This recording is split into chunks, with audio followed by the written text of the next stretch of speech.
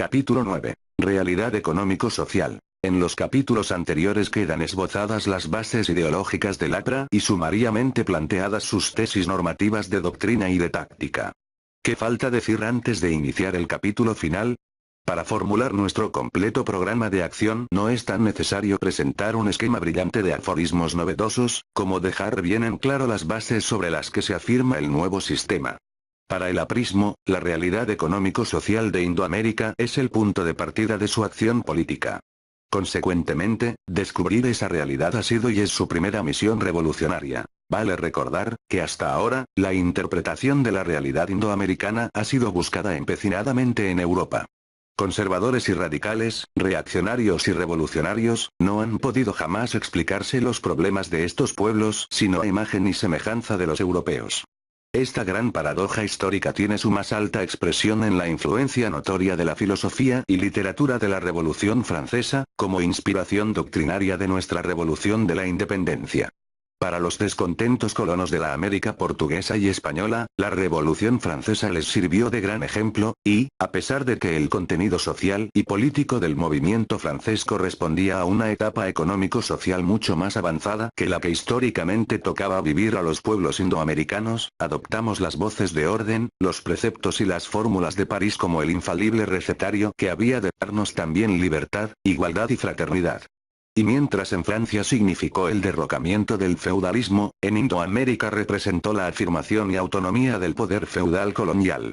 Allá la aristocracia latifundista fue aplastada, y aquí los aristócratas terratenientes criollos se libraron, revolucionariamente, del imperio de la metrópoli y capturaron el Estado como instrumento de dominio de su clase.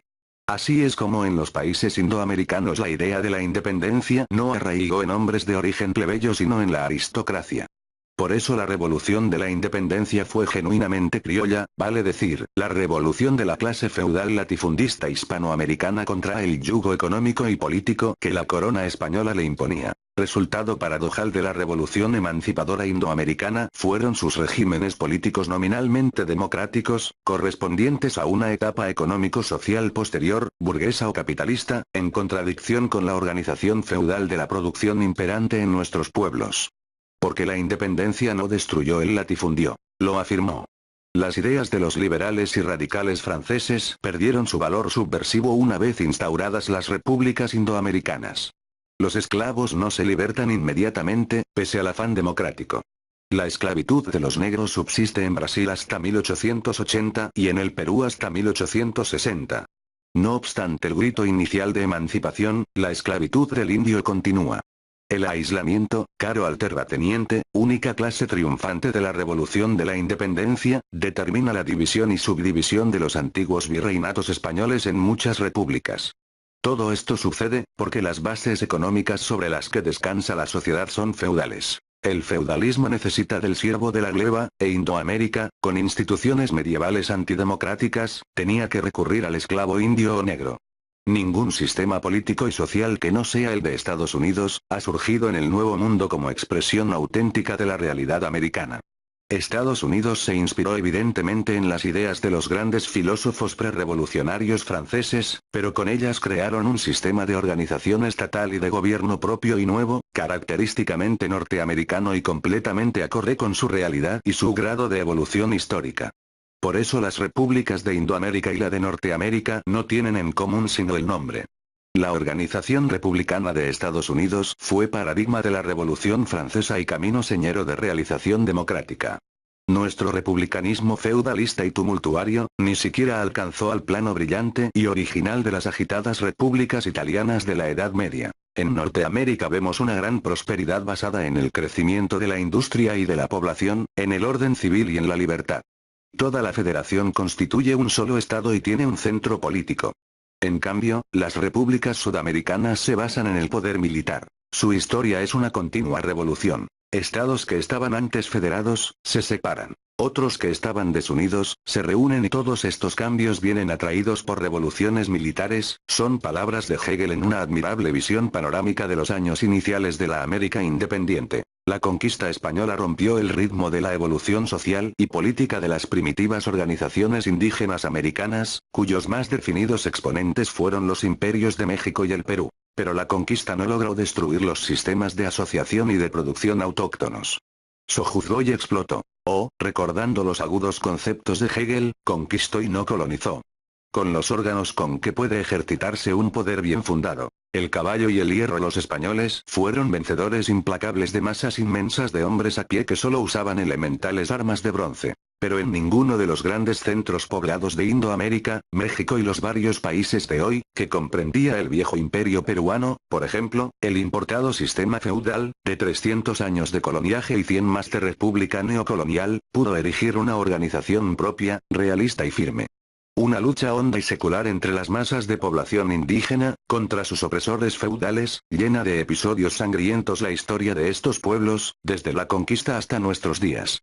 Esa lucha que subsiste, y en la que la revolución campesina mexicana inicia una nueva etapa, representa la profunda oposición de las formas primitivas y tradicionales de reparto y propiedad de la tierra contra el feudalismo europeo importado por los españoles. El ayllu, la comunidad, el caypuli. Frente al feudo, al latifundio. España vence, pues, militarmente a los imperios indígenas, pero su victoria, capaz de destruir el mecanismo político de los pueblos que conquista, no logra derribar totalmente sus estructuras económicas.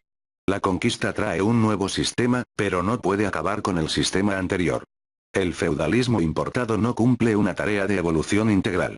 Se yuxtapone al sistema autónomo y deviene en coexistente con él. La nueva clase feudal americana, el feudalismo criollo, no consigue tampoco destruir las bases del viejo sistema. Este fenómeno, especialmente notable en los países sudamericanos comprendidos dentro de las fronteras del imperio de los incas, constituye su línea histórica fundamental.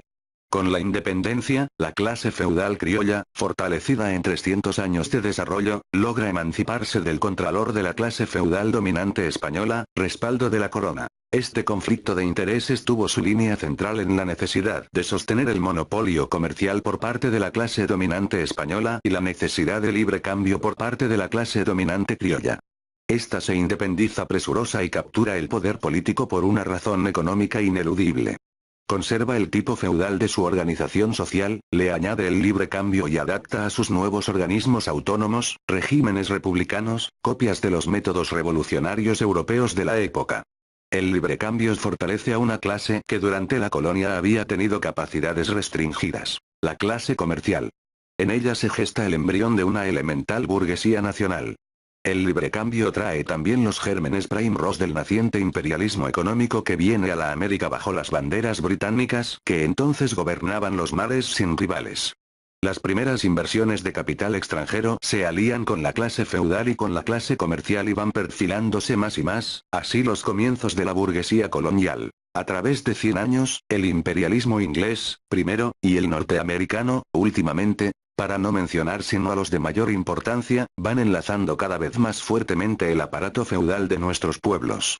Luego llegamos a la época actual en que el imperialismo yanqui ha desplazado a su rival británico y va quedándose dueño de gran parte del campo, que controla y vigila. Pero en el curso de nuestra evolución económica las etapas no se suceden como las de la transformación de un niño en hombre. Económicamente, Indoamérica es como un niño monstruoso que al devenir hombre le creció la cabeza, se le desarrolló una pierna, una mano, una víscera, quedando el resto del organismo vivo, pero anquilosado en diferentes períodos del crecimiento. Examinando el panorama social de nuestros pueblos, encontraremos esta coexistencia de etapas que deberían estar liquidadas. Cada una conserva vitalidad suficiente para gravitar sobre el todo económico y político. En Indoamérica sobreviven los tres estados que Engels adopta de la división de Morgan: salvajismo, barbarie, y civilización.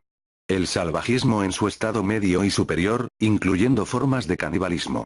Los tres estados del barbarismo, y, en los que incluiremos al semisalvaje de las tribus más desarrolladas, capaces del cultivo incipiente, cerámica, etc., el comunismo primitivo, el colectivismo agrario organizado en grandes extensiones, los restos sociales de las civilizaciones autóctonas, el patriarcado y el feudalismo de tipo medieval con todas sus características.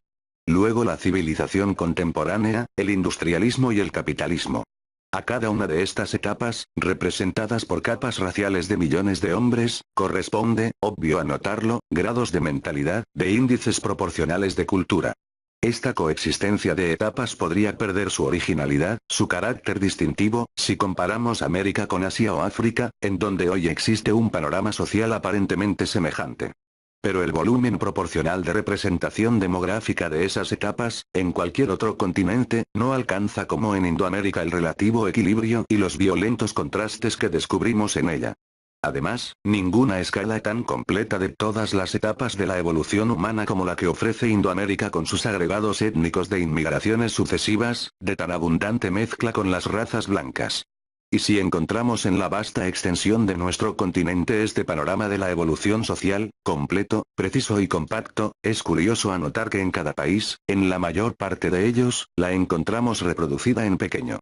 Brasil o Ecuador, México o Perú, Colombia o Paraguay, nos ofrecerán dentro de sus fronteras un completo y vivo cuadro de la evolución de la sociedad humana a través de las edades. El Estado en nuestros países, por más que predomine en ellos la clase feudal y sea instrumento político de esta, representa algo de los otros elementos constitutivos del grupo social y aparece en muchos casos indefinidos y bamboleante, sin llegar a ser verdadera expresión preponderante absoluta de una clase heredada.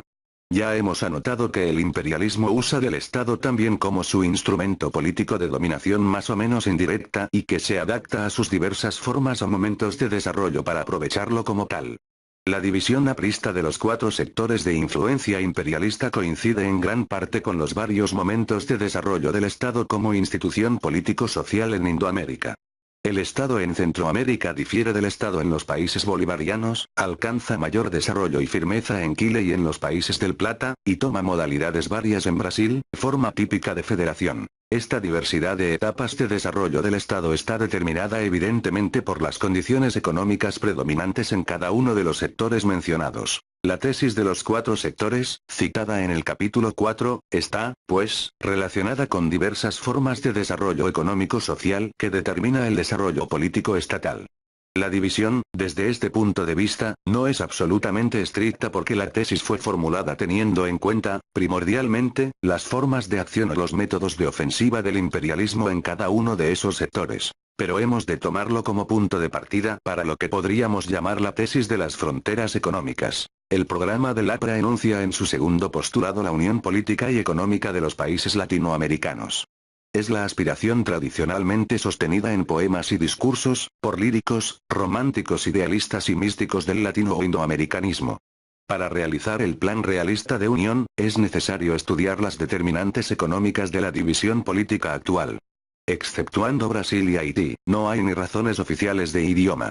Sin excluir a ninguno de nuestros países, no hay motivos importantes de división técnica. Salvo las imperativas limitaciones geográficas de los países insulares en el Caribe, las fronteras entre nuestros estados no son casi nunca ni fronteras naturales siquiera. Justamente, las fronteras de la geografía republicana han encerrado pueblos de diverso idioma, Perú, Bolivia, Brasil, de diversas razas, casi todos los indoamericanos, y más o menos definidas fronteras naturales dentro de sus límites políticos que hoy resultan arbitrarios. En los últimos tiempos el imperialismo ha contribuido a crear nuevas fronteras, Panamá y la última separación de las pequeñas repúblicas centroamericanas, de acuerdo con sus planes de explotación económica. Frecuentemente se ha aludido al bajo índice demográfico de nuestros países, como causa de la concentración de grupos sociales en torno a zonas de posible intercambio. Esta explicación también corresponde a la condición económica feudal, falta de vías de comunicación, deficiente técnica para la producción y la circulación, y para el control estatal o político de grandes zonas, que determinó la división política de las actuales 20 repúblicas. Ya el régimen colonial español fue trazando las fronteras de sus dominios de acuerdo con las condiciones económicas, que variaron grandemente en 3 siglos. Los dos inmensos virreinatos fundados por el Imperio Español en América, México y Perú, fueron subdividiéndose más tarde. La independencia, cuyas raíces económicas ya he analizado, erige los nuevos estados sobre las bases de los virreinatos, capitanías y audiencias, modificadas por las dos fundamentales causas económicas que determinaron la revolución contra España. La emancipación de las clases feudales criollas, vale decir, la toma y el uso del poder político por ellas mismas, que supone ciertas dificultades técnicas para los nuevos estados, que se simplifican con la reducción de la extensión territorial dominada, y el establecimiento del libre cambio que trajo a América una transformación económica por la aceleración del comercio, la formación y la prosperidad de los centros de exportación e importación. La urgencia de fronteras aduanales y de su contralor directo y eficaz dentro de determinadas zonas. Las fronteras políticas actuales de nuestros países son fronteras económicas, pero correspondientes a una etapa feudal. Las demarcó la clase feudal criolla al libertarse de España, pero no corresponden a una delimitación económica moderna antifeudal y menos a una delimitación revolucionaria y científica. Por eso es infantil el razonar de algunos pseudoteorizantes sociales que dividen los problemas económicos y políticos indoamericanos en tantos cuantos son nuestros países. Con el mismo criterio con que un cubano puede hablar de Cuba, país y problema circunscrito por el mar, se pretende hablar de un problema ecuatoriano o boliviano, o peruano, o uruguayo o guatemalteco, países cuyas fronteras políticas no son sus fronteras económicas y, por ende, no delimitan sus problemas sociales. Simplismo e ignorancia. Hay, pues, una oposición entre las fronteras de opresión y las fronteras de liberación. Dentro de la gran unidad indoamericana que ya ha sido estudiada y enunciada, podemos distinguir, de acuerdo con sus condiciones económicas, zonas que presentan líneas de semejanza, comunidad de características. Estas zonas corresponden a regiones geográficas más o menos continuas. Las fronteras políticas entre México y Centroamérica y entre cada uno de los 5 pequeños países en que ésta se divide, son fronteras económicas. Una reorganización científica, una transformación radical del sistema político y económico de Indoamérica podría admitir esa absurda división. No es necesario argumentar mucho para tomar el lado de la negativa. Prueba de ello es que la división de Centroamérica fue alentada y está sostenida por el imperialismo, porque favorece a sus intereses, que son justamente intereses opuestos a los nuestros. Las 5 repúblicas bolivarianas, Venezuela, Colombia, Ecuador, Perú y Bolivia, corresponden a otra zona económica a pesar de sus actuales fronteras y sus frecuentes discordias oficiales, agitadas sutilmente por el imperialismo. Las caracterizan las mismas condiciones económicas. Desde el sur de Colombia hasta el norte argentino queda la huella étnico-social del imperio incaico. Aquella vasta zona occidental de Sudamérica, característicamente agraria, ha conservado los restos del primitivo socialismo del antiguo imperio peruano. La comunidad o ayllu incaico no puede incluirse en ninguna de las clasificaciones sociales planteadas por la ciencia europea. Gentes hay que en su afán de rusificar a Indoamérica opinan que el ayllu es lo mismo que el mir ruso. El paralelo es superficial, simplista, unilateral, falso. En el comunismo incásico hay 2 aspectos fundamentales. El del comunismo primitivo propiamente dicho, semejante al comunismo patriarcal de Asia y Europa, y la organización de ese comunismo primitivo, que generalmente se presenta como elemental forma societaria de tribu o clanes poco numerosos, en un vasto sistema político y económico, en un imperio inmenso por su extensión territorial y por su población. Radica en este punto lo singular y verdaderamente característico del organismo social incásico. Históricamente al comunismo primitivo, forma elemental de asociación, sucede la etapa de la apropiación individual de los medios de producción. A los grandes imperios antiguos, Egipto, Asiria y más tarde Roma, aunque este pertenece a un grado superior de desarrollo, corresponde una organización feudal, tal lo vemos en algunos de los pueblos de México precortesiano. En ninguno de los grandes pueblos de la antigüedad, ya organizados políticamente, vemos que subsiste el comunismo primitivo.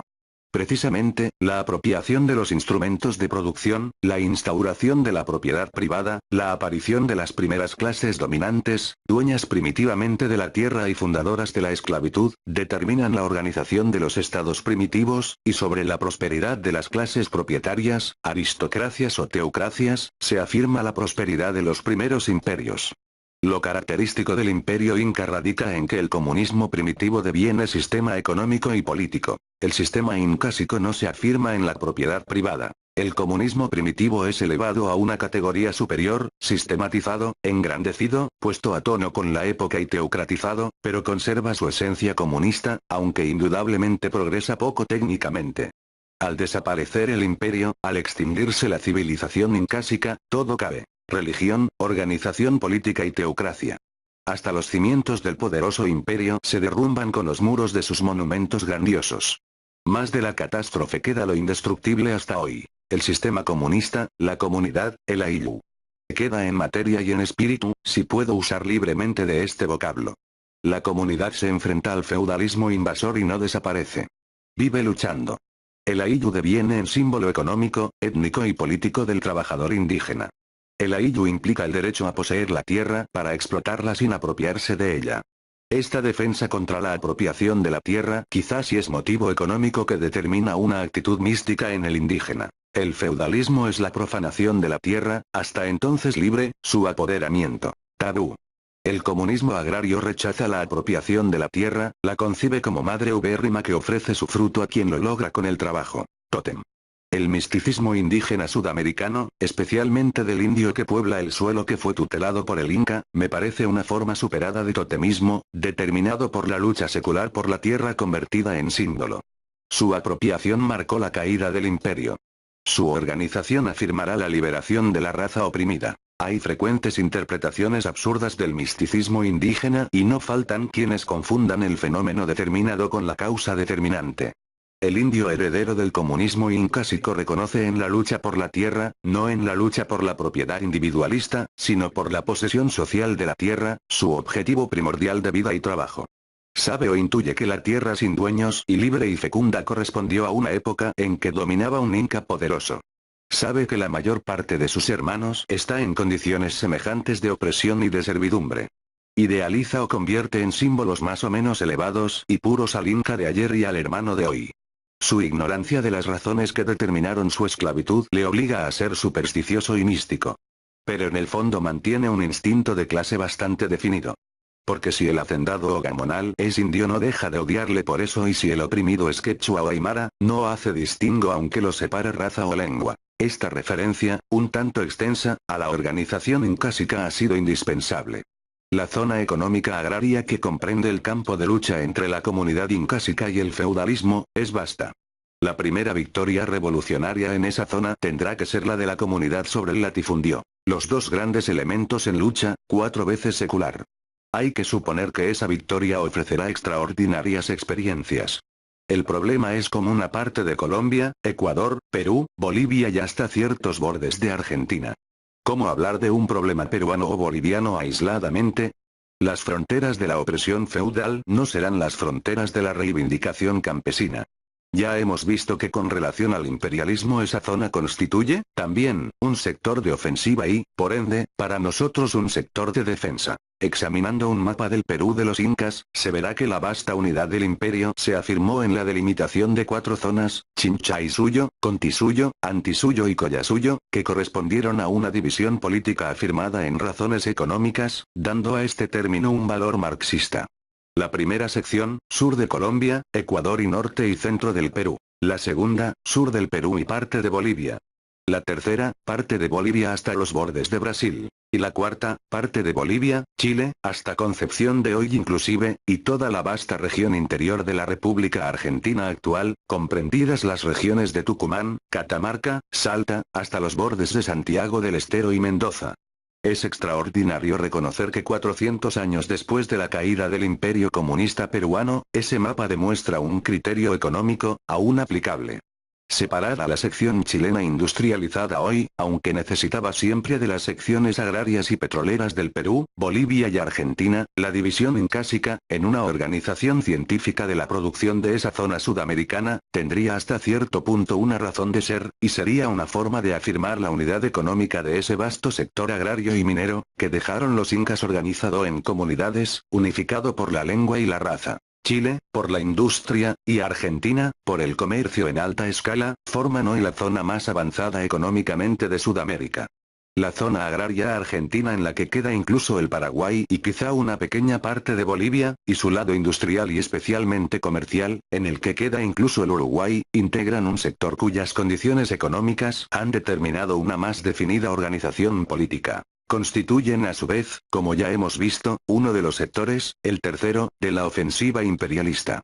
Las costas argentinas de hoy son puertas naturales y lógicas, dentro de una nueva lógica económica científica, de la vasta zona agraria que comprende el sur del Perú, Bolivia, Paraguay, Argentina y la región industrial chilena. Intensificada la producción, organizada sobre la base de la restauración de la comunidad agraria, evolucionada, modernizada, impulsada con todos los elementos de la técnica moderna y organizada cooperativamente, Indoamérica será el granero y el establo del mundo.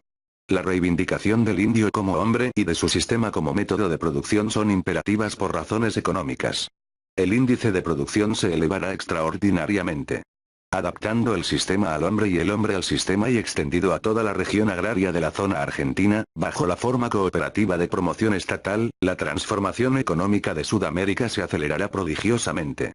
Si tratamos de extender el sistema a la industria, a medida que ésta vaya desarrollándose, especialmente a la minería, sumando todos los elementos de producción y los métodos más modernos, uniremos un factor más al vasto panorama de total transformación económica, eje de la resistencia antiimperialista. La base, como habrá notado el lector, está en los millones de trabajadores indígenas del campo y de las minas, que alientan como anhelo sagrado para el futuro la restauración de un sistema social del pasado. Restaurado en esencia o modernizado por la técnica contemporánea, habremos utilizado el pasado, como ningún otro pueblo, en condiciones favorables para acelerar el advenimiento del porvenir. En Brasil coinciden, aparentemente, las fronteras políticas y geográficas y las lingüísticas con las económicas. Empero, la afirmación es relativa.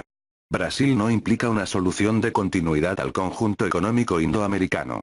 Tampoco representa un problema de características homogéneas en el orden económico y político. Brasil, organización federal, nos presenta también el Estado como institución, en diversos aspectos o momentos de su desenvolvimiento, determinado por diversas condiciones económicas.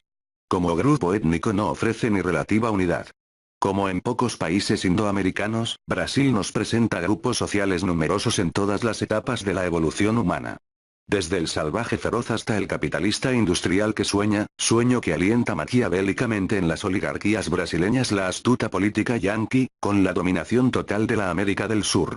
En la división de 4 sectores de la ofensiva imperialista, Brasil constituye el cuarto sector por sí solo. La ofensiva imperialista en Brasil es multiforme. Usa de varios métodos, pero sobre todo, adormece en ensueños vanidosos a los ultranacionalistas brasileños ampulosos y fantásticos.